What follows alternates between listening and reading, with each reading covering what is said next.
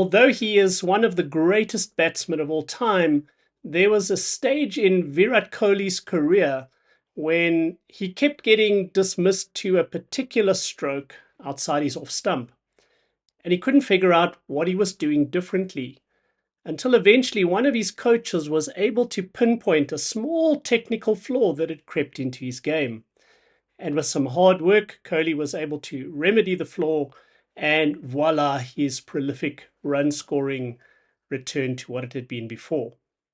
You see, often if we can iron out the serious mistake that we make in something, our ability to perform that task at a high level will jump up.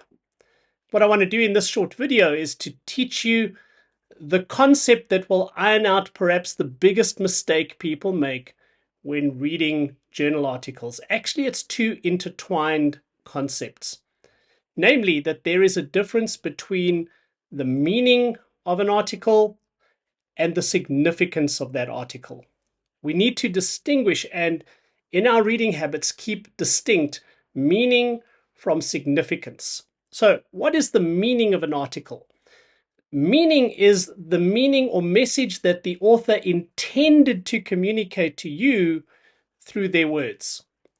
And our first task, if we want to respect an author, is to try our very best to understand them on their own terms. We want to understand what they were trying to say and how they were trying to persuade us of that message. We want to really listen. I use the word listen metaphorically, of course, because we're reading, but we really want to try and hear before we jump to a conclusion or begin refuting their argument. For example, I might be reading an article in which the authors are arguing that God is a cosmic child abuser. The God of the Bible is this sinister being who murders his own son in a brutal way. That might and would be offensive to my beliefs. But before I dive into a defensive mindset, if I want to read that article, my first task must be to try and understand why they're saying that, how they're arguing for it. In other words, to correctly understand the meaning of the text. So meaning is all about understanding the intent of the original writers. The other dimension of reading is significance.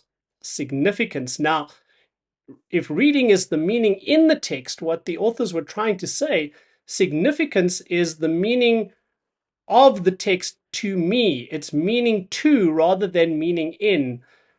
And when I come to the significance, I'm free to decide whether I found that argument convincing, why I agree or disagree, what I think the implications or ramifications of the argument might be. Here's the critical thing, though.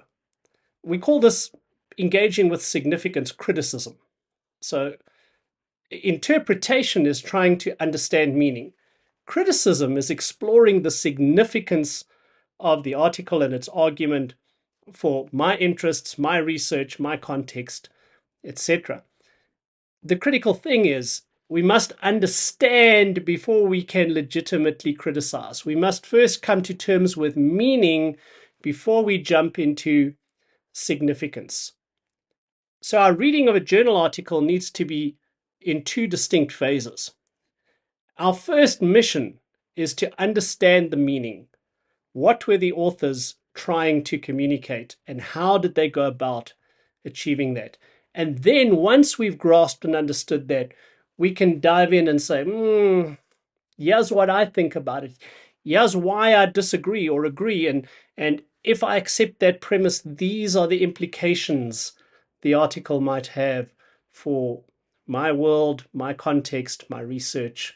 So significance is its meaning to me, but I can't get there until I've first understood its intent, its author intended meaning. And if you can separate these two things, if you can learn to first read for meaning, understanding, and then after you've thoroughly understood, to take a step back and say, now let's critique this.